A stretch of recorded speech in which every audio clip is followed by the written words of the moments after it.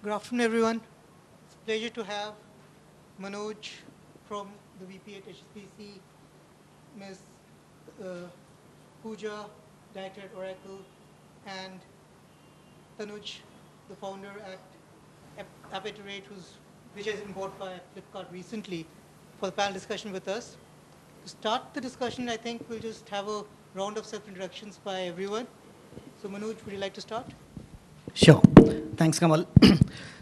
Myself, Manoj Kumar, and I'm working with HSBC as Vice President, heading the HR analytics function. However, let me make a disclaimer, just to save my job, that I'm sitting here not in capacity of HSBC, but as an individual, a person more from the. Yeah, you got it, Srini. I have had experience onto two ventures, and third one we are trying it out. One has been the story around toys for kids. Another has been a story around voices, more around voiceover artists. And third one, as of now, we have been talking about, and I'm going to really connect with probably Rajesh and Srini as well, more around learning analytics. So that's the idea we have been toying, and we are more than happy to share our knowledge onto whatever Kamal is going to make us speak. Thank you.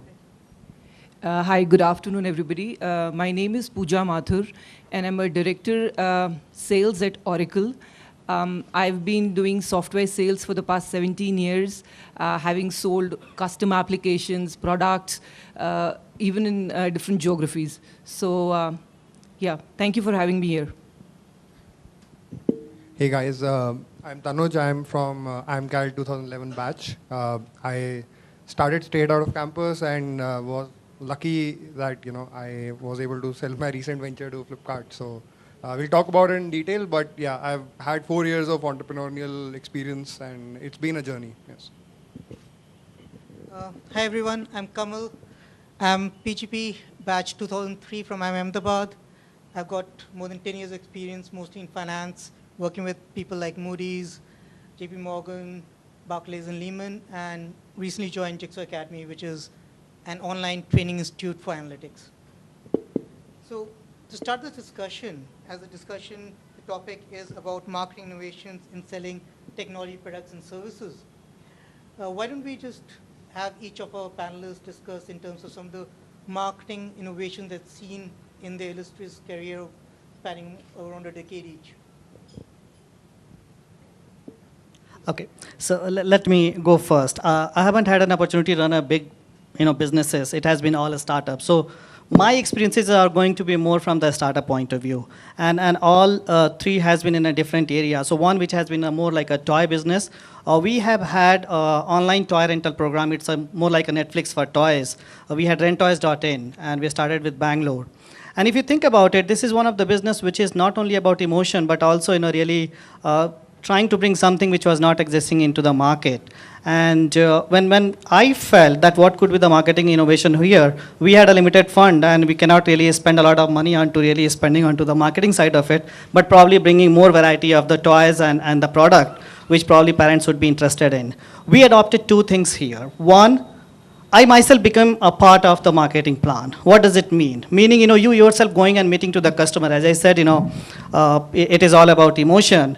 When your parents, let's say I'm going to Srini and saying, Srini, I would like you to rent toys for your kid. Srini will say, why? Why should I? I mean, I'm capable of buying toys for my kid. Why should I really be renting it out? Whether toys are hygiene or not, whether it is really good for my kid or not, you are rotating. So many questions. So when you really, as a founder, if you are really dealing with an area which is related to emotion, you got to be part of the story.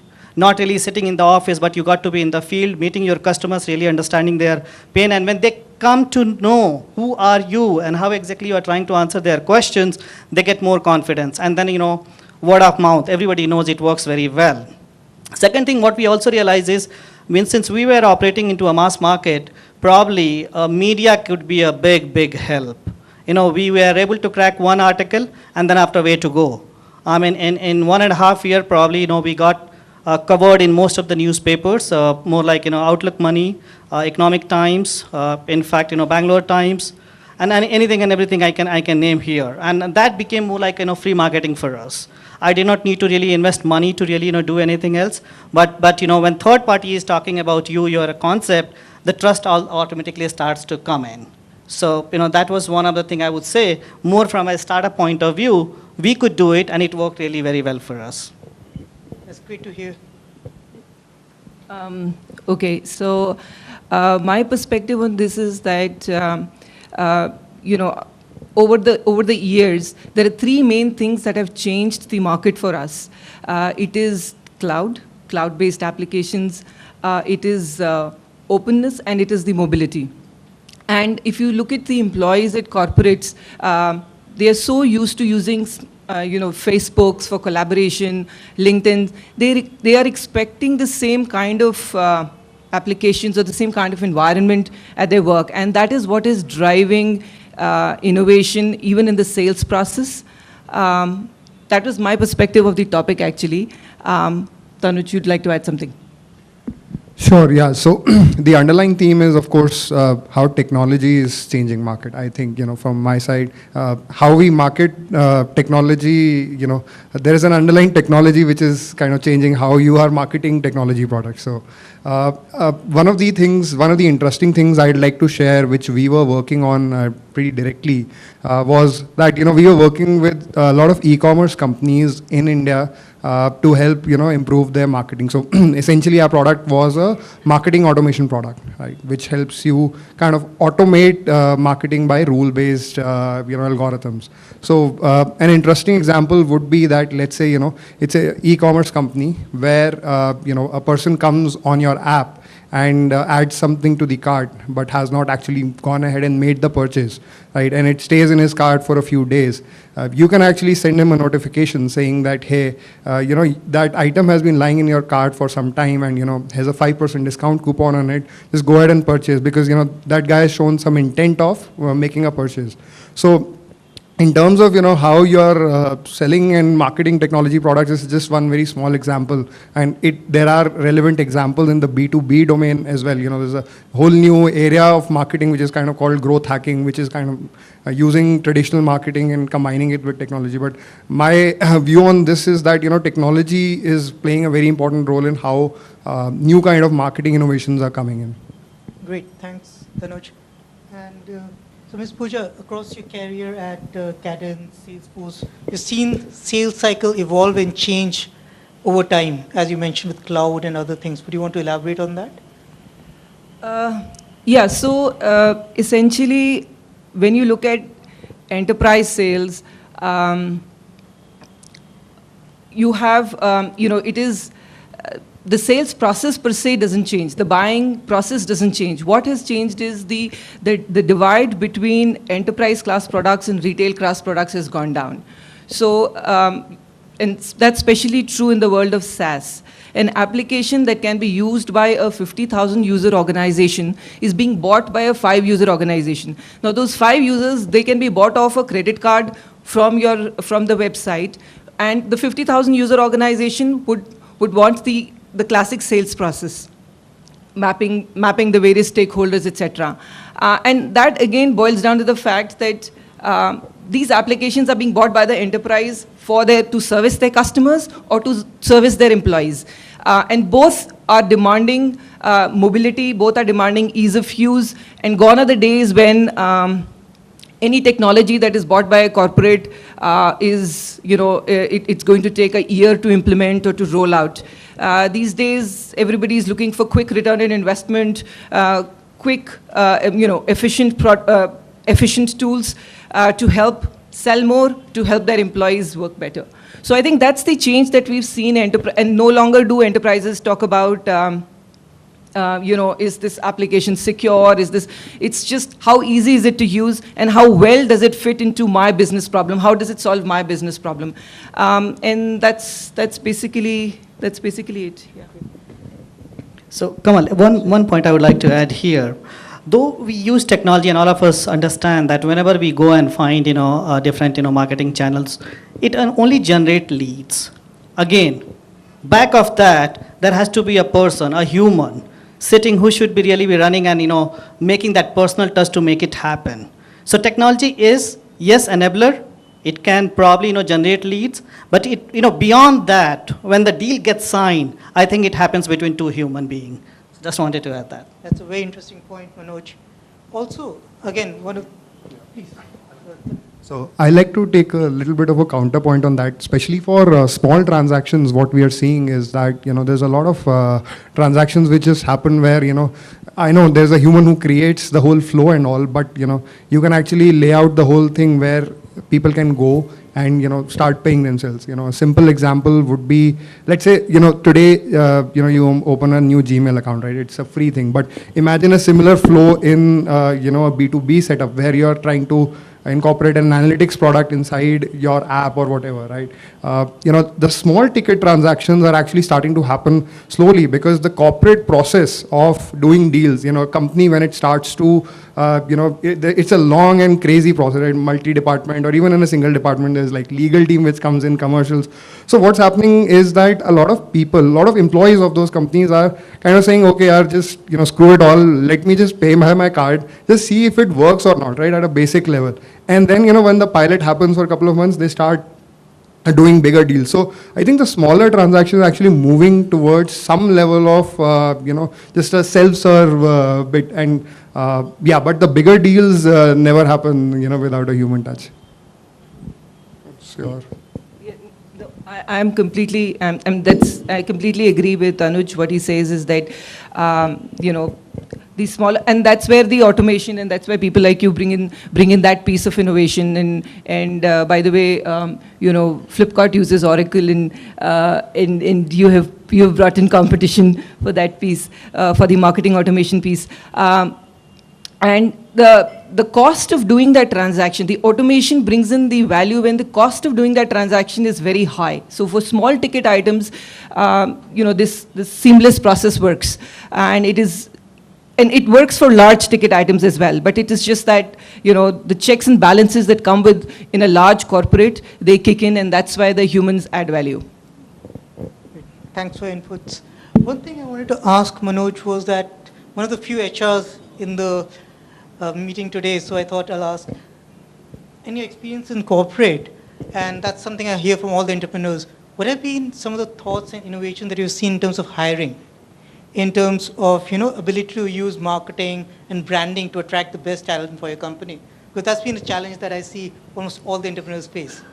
Sure. So as I said, my bread and butter is HR analytics, meaning, we apply analytics onto employee data to understand their behavior. Basically, in three areas, if I talk about in acquisition of the talent, development of the talent, and then retention of the talent.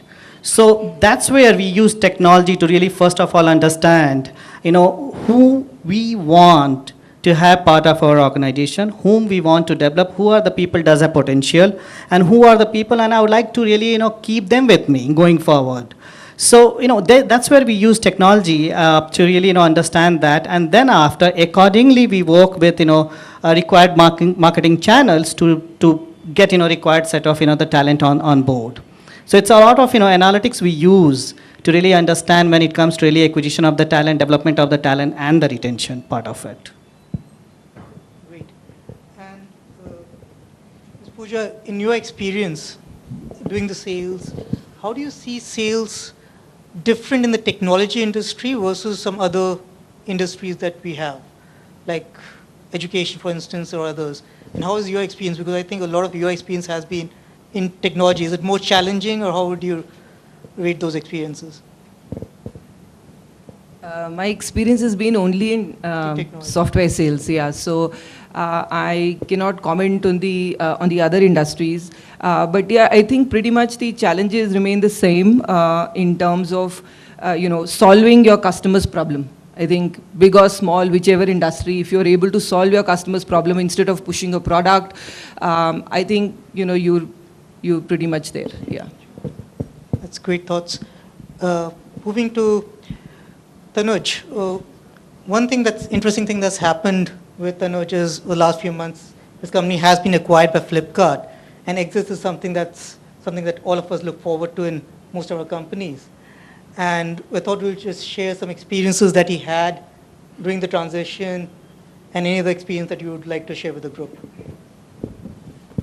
Yeah, I mean, it's not the only thing to, I mean, it wasn't, we were only 1.5 years into the journey of this particular company. So, we wanted, there were some factors because of which the decision tipped towards selling the company, but, the original intention was always to kind of, do the long haul. Specifically talking about, how the transaction and all went, I think, it's, the market now is coming at a stage where within technology there are huge companies who value an IP that has been created by a smaller startup, right? And my sense is that that's kind of, it's going to become more and more routine, in terms, because the first step has been achieved, which is like we've now had at least a few very big companies in e-commerce and even outside, like there is InMobi and all these Mu Sigma guys. So the secondary exits, like the smaller exits for startups which are able to create values in a particular niche is going to grow. I mean, in terms of the process, it's not it's very interesting when you're doing the negotiation, but then the legal and all that stuff is actually kind of just drains you out. So that's not the interesting bit, but yeah, it's more of a relief after.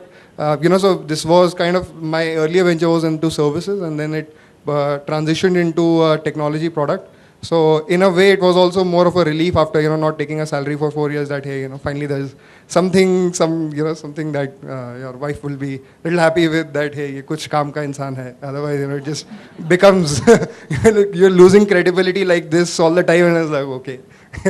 So yeah. So Manoj, as you said in your introduction, you're also looking at a new venture. Would you like to discuss some of the marketing strategies that you might be looking at when you start it, and talk a bit about the new venture you're planning? Again, I go back to the basics, which I said in the beginning, that, become part of the whole marketing plan. And that's what I am doing. That's my strategy. I myself is part of the plan. Meaning, I myself is, speaking to people. I myself is going and speaking to the colleges, institutes, and in fact, whoever has been operating into those areas to really understand, what pain areas they do have. Really, what we are thinking. Maybe I may be having a corporate or a perceived problem that may not be the real problem at all. So, it is all about really, testing the water by really, going in the field and checking it out, and then after really moving forward. So as of now, I'm limiting it to myself only, so that we test the water and really understand if that pain area exists today in reality. Sure. Great to hear that. And I think when we had the discussion during the tea break, Pooja was mentioning 3 key focus areas, including openness and others, that are driving the sales innovation now. Would you want to reiterate those for the wider audience? Okay, so one of the things that has changed when I started off doing sales, 17 years ago, was that we used to first connect with our contact or our prospect offline, and then probably, by that time, email had just kicked in, so, we would send out an email and connect. Now the paradigm has completely changed. In fact, an account rep, today has such tools at his or her disposal that they can do a far better job of having a meaningful conversation the first time itself. You can connect with your prospect upfront and then, establish an offline relationship. So there are lots of things that have changed, with CRMs, cloud-based CRMs, which are aplenty. Mobile phones helping you with, setting up your schedule, your calendar, your expenses, and in short, the field time or the face time really goes up with these tools, which was not there earlier. So that is one aspect that has changed over the past decade or so. And the other is that not only is from the sales perspective, the sales rep better prepared, but the customers are also far well informed about about you, about your products, about what you're doing, about you as a person, because they are becoming smarter too, and they also do their research before giving their time. So I think these are the 2 things in that there is enough information at hand for you to use effectively before you meet a prospect, and those days when, you go and ask a CIO that what keeps you awake at night, I mean, he's just going to turn around and say that you should already know that before coming and meeting me. So I think that's where we are today, yeah. And for the closing thoughts, I'll have Tanuj talk about his experience as well, elaborate Specifically, about in terms of digital marketing and what you see the future to be. okay. So we thought we'll just close with Tanuj's thought in terms of how he sees digital marketing evolve. Okay, so as I've said, the technology is going to play a big part, and I think one thing which people kind of take for granted is, there are some set ways. One thing that I have seen is no one way works for anyone. So people are just saying, just use these technologies. I think depends on the stage. Early stage, for us, for example, we were doing an enterprise-ish kind of model, like a B2B, small and large businesses both. We were told that do inbound, as a startup, you should do fancy inbound stuff. It's actually not true. So, for us, what worked was actually an outbound strategy where we made a list of, because we had only potentially like initial 300, 400 potential clients, we could actually contact them directly. So, in terms of, where it is going, I think just, keep a few technology people as part of the marketing team, because the best of ideas are actually coming when a person from technology background can say that, for example, hey, I can scrape this kind of data, which is going to bring in, new, and, as a marketeer, you can then see, what new insights and how you can target your end customers better using this kind of data, which, pure marketing guy would not even know is available in today's market. So I would just say that, the marketing team today should have both technology people and marketing people sitting together and, taking the call on what next to do. Okay, I don't have anything to say. Okay, how do you want to wrap it? So I think thanks everyone. I just thought the key thought that all the panelists agreed is that we need to understand the customers, get into their shoes, and while technology has evolved, it's always important to keep the fact that customers at the end are most important. As long as we can be in their shoes and think what they really need, we'll be able to make the best sales. Yeah. Any questions for the panelists?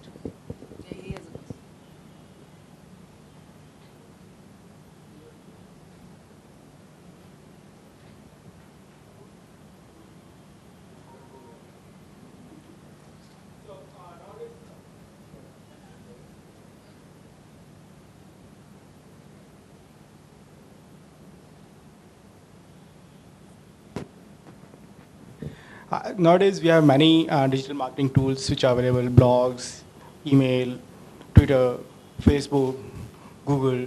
So for a startup entrepreneur like me, it's very difficult to decide where to invest my time and effort. More than money, they all require time. Right? More than money, they require time. And it is very difficult to prioritize today. So today, we open all the accounts, but don't invest enough time in any of them. So would you have any guidance? Which one should be preferable? Thanks. So the Marketonomics tool is all about data attribution. What we do is get the data from RESTful APIs using authorization, congregate Facebook, Twitter, LinkedIn, Google Analytics, AdWords, whichever Salesforce, aggregate and see in a single visual tool.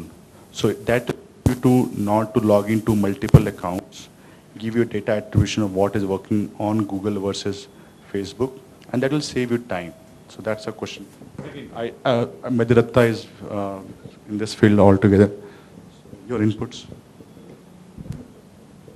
So I would just say that, there are a million tools available right now. So you really have to kind of think, for my TG, what is it that is going to be the most efficient way early on to get the message across to him?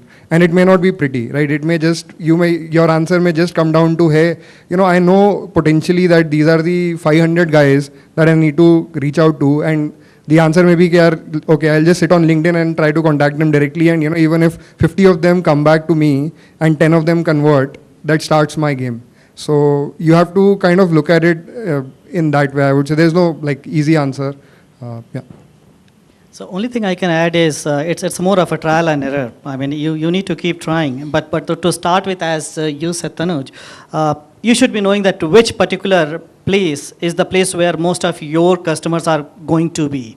And maybe if you can start to really appear like a subject matter expert into the area which you are going to get into, as Srini was talking about, pick one area and then after really go about it. Maybe, what is your USP? Talk about that. If you are going to really appear there as a, not always looking for a lead, but more around really, sharing your own understanding, people may start to look up to you. And then after, as Tanuj is talking about, keep trying different channels, and maybe you would be able to really arrive to a combination of, I really doubt that you would ever be able to pick onto the one which may work very well for you. That's what I would say.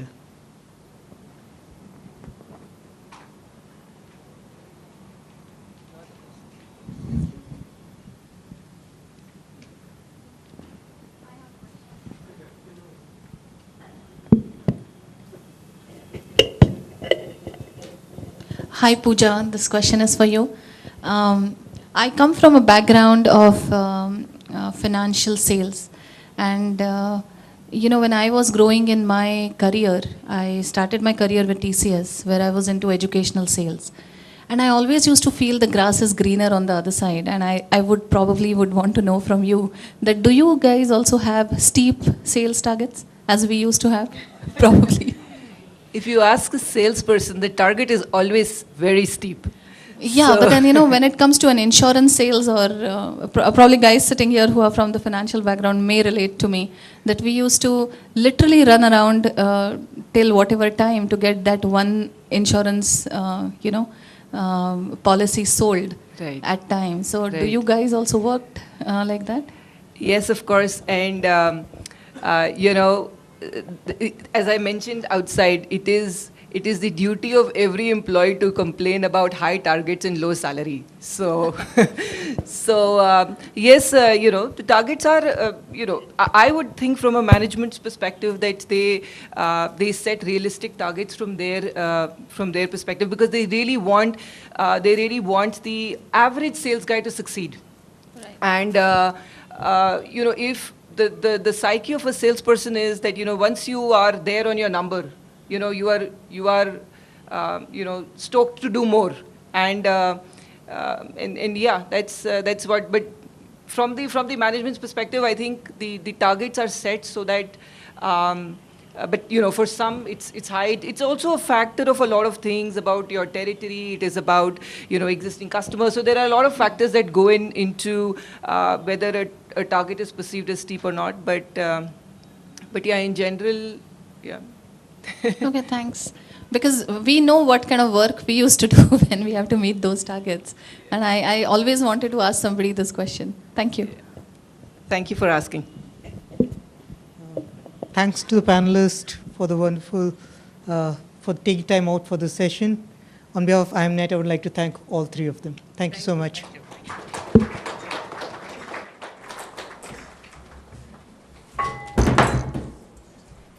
There have been some of the thoughts and innovation that you've seen in terms of hiring, in terms of ability to use marketing and branding to attract the best talent for your company. Because that's been a challenge that I see almost all the entrepreneurs face. Sure. So as I said, my bread and butter is HR analytics, meaning, we apply analytics onto employee data to understand their behavior. Basically, in three areas, if I talk about in acquisition of the talent, development of the talent, and then retention of the talent. So that's where we use technology to really, first of all, understand, who we want to have part of our organization, whom we want to develop, who are the people does have potential, and who are the people, and I would like to really, keep them with me going forward. So, that's where we use technology to really, understand that, and then after, accordingly, we work with, required marketing channels to get, required set of, the talent on board. So it's a lot of, analytics we use to really understand when it comes to really acquisition of the talent, development of the talent, and the retention part of it. Pooja, in your experience doing the sales, how do you see sales different in the technology industry versus some other industries that we have, like education, for instance, or others? And how is your experience? Because I think a lot of your experience has been in technology. Is it more challenging, or how would you rate those experiences? My experience has been only in Technology. software sales, yeah. So I cannot comment on the other industries, but yeah, I think pretty much the challenges remain the same in terms of solving your customer's problem. I think big or small, whichever industry, if you're able to solve your customer's problem instead of pushing a product, I think you're pretty much there. Yeah. That's great thoughts. Moving to Tanuj, one thing that's interesting thing that's happened with Tanuj is the last few months, this company has been acquired by Flipkart, and exit is something that all of us look forward to in most of our companies. And we thought we'll just share some experiences that he had during the transition, and any other experience that you would like to share with the group. Yeah, I mean, it's not the only thing to, I mean, it wasn't, we were only 1.5 years into the journey of this particular company. So, we wanted, there were some factors because of which the decision tipped towards selling the company, but, the original intention was always to kind of, do the long haul. Specifically talking about, how the transaction and all went, I think, it's, the market now is coming at a stage where within technology there are huge companies who value an IP that has been created by a smaller startup, right? And my sense is that that's kind of, it's going to become more and more routine in terms, because the first step has been achieved, which is like we've now had at least a few very big companies in e-commerce and even outside, like there is InMobi and all these Mu Sigma guys. So the secondary exits, like the smaller exits for startups which are able to create values in a particular niche is going to grow. I mean, in terms of the process, it's not it's very interesting when you're doing the negotiation, but then the legal and all that stuff is actually kind of just drains you out. So that's not the interesting bit, but yeah, it's more of a relief after. So this was kind of, my earlier venture was into services, and then it transitioned into a technology product. So in a way, it was also more of a relief after not taking a salary for 4 years, that hey, finally there's something that your wife will be a little happy with, that hey, ye kuch kaam ka insaan hai. Otherwise, it just becomes you're losing credibility like this all the time, and it's like okay. So yeah. So Manoj, as you said in your introduction, you're also looking at a new venture. Would you like to discuss some of the marketing strategies that you might be looking at when you start it, and talk a bit about the new venture you're planning? Again, I go back to the basics, which I said in the beginning, that, become part of the whole marketing plan. And that's what I am doing. That's my strategy. I myself is part of the plan. Meaning, I myself is, speaking to people. I myself is going and speaking to the colleges, institutes, and in fact, whoever has been operating into those areas to really understand, what pain areas they do have. Really, what we are thinking. Maybe I may be having a corporate or a perceived problem that may not be the real problem at all. So, it is all about really, testing the water by really, going in the field and checking it out, and then after really moving forward. So as of now, I'm limiting it to myself only, so that we test the water and really understand if that pain area exists today in reality. Sure. Great to hear that. And I think when we had the discussion during the tea break, Pooja was mentioning 3 key focus areas, including openness and others, that are driving the sales innovation now. Would you want to reiterate those for the wider audience? Okay, so one of the things that has changed when I started off doing sales, 17 years ago, was that we used to first connect with our contact or our prospect offline, and then probably, by that time, email had just kicked in, so, we would send out an email and connect. Now the paradigm has completely changed. In fact, an account rep, today has such tools at his or her disposal that they can do a far better job of having a meaningful conversation the first time itself. You can connect with your prospect upfront and then, establish an offline relationship. So there are lots of things that have changed, with CRMs, cloud-based CRMs, which are aplenty. Mobile phones helping you with setting up your schedule, your calendar, your expenses, and in short, the field time or the face time really goes up with these tools, which was not there earlier. So that is one aspect that has changed over the past decade or so. And the other is that not only is from the sales perspective, the sales rep better prepared, but the customers are also far well informed about about you, about your products, about what you're doing, about you as a person, because they are becoming smarter too, and they also do their research before giving their time. So I think these are the two things that there is enough information at hand for you to use effectively before you meet a prospect, and those days when you go and ask a CIO that what keeps you awake at night, I mean, he's just going to turn around and say that you should already know that before coming and meeting me. So I think that's where we are today. Yeah. And for the closing thoughts, I'll have Tanuj talk about his experience as well, elaborate Specifically, about in terms of digital marketing and what you see the future to be. okay. So we thought we'll just close with Tanuj's thought in terms of how he sees digital marketing evolve. Okay, so as I've said, the technology is going to play a big part, and I think one thing which people kind of take for granted is, there are some set ways.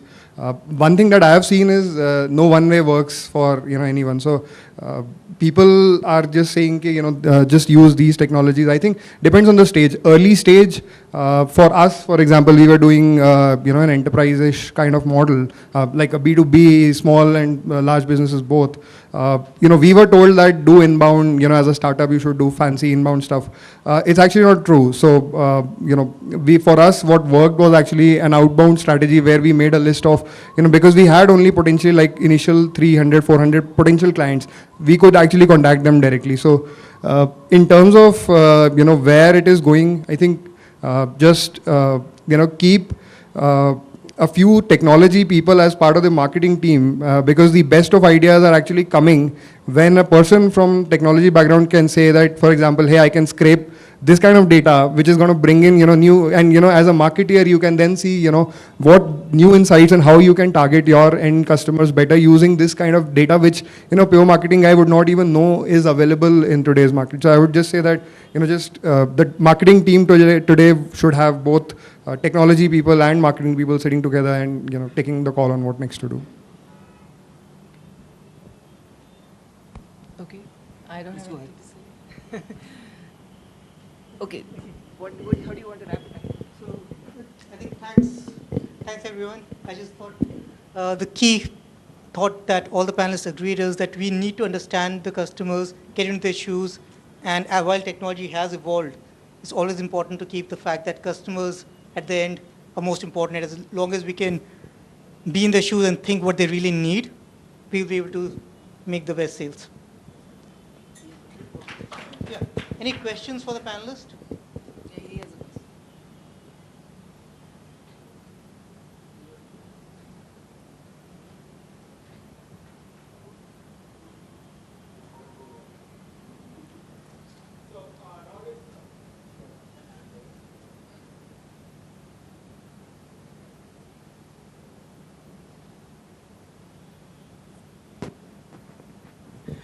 Nowadays, we have many digital marketing tools which are available: blogs, email, Twitter, Facebook, Google. So for a startup entrepreneur like me, it's very difficult to decide where to invest my time and effort.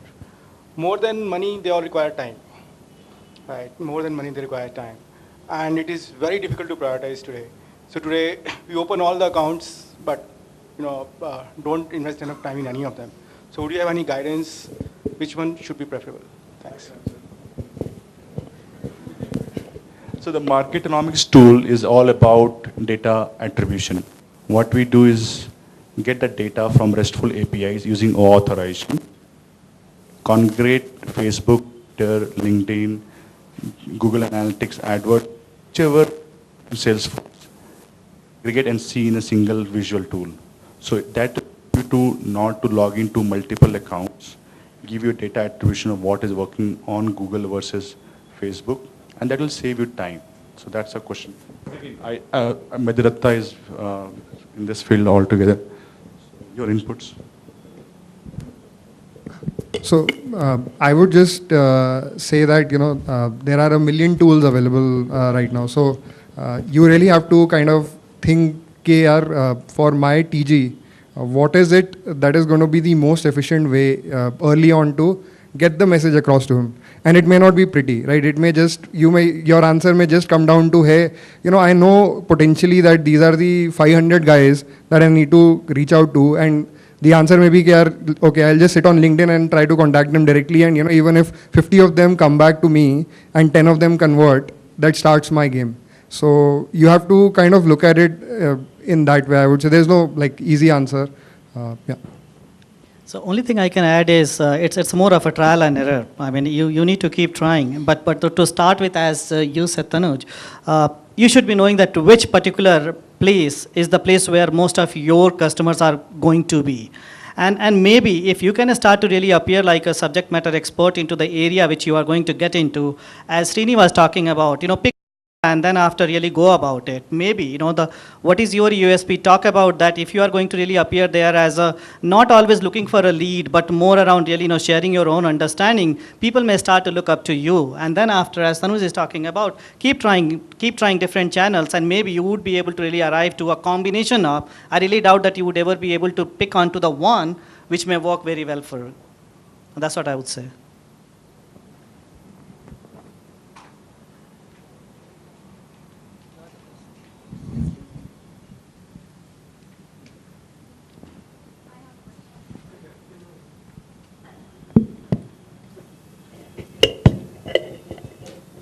Hi Pooja, this question is for you. I come from a background of financial sales, and when I was growing in my career, I started my career with TCS, where I was into educational sales.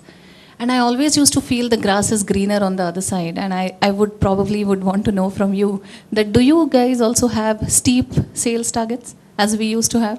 Probably. If you ask a salesperson, the target is always very steep. Yeah, So- but then, when it comes to an insurance sales, or probably guys sitting here who are from the financial background may relate to me, that we used to literally run around till whatever time to get that one insurance, policy sold Right. at time. So do Right. you guys also worked like that? Yes, of course. And, as I mentioned outside, it is the duty of every employee to complain about high targets and low salary. So, yes, the targets are, I would think from a management's perspective that they set realistic targets from their perspective, because they really want the average sales guy to succeed. Right. And, if the psyche of a salesperson is that, once you are there on your number, you are stoked to do more. And yeah, that's what, but from the management's perspective, I think the targets are set so that, but for some it's high. It's also a factor of a lot of things about your territory. It is about existing customers. So there are a lot of factors that go into whether a target is perceived as steep or not. But yeah, in general, yeah. Okay, thanks. Because we know what kind of work we used to do when we have to meet those targets. And I always wanted to ask somebody this question. Thank you. Thank you for asking. Thanks to the panelists for the wonderful, for taking time out for this session. On behalf of IMNet, I would like to thank all three of them. Thank you so much.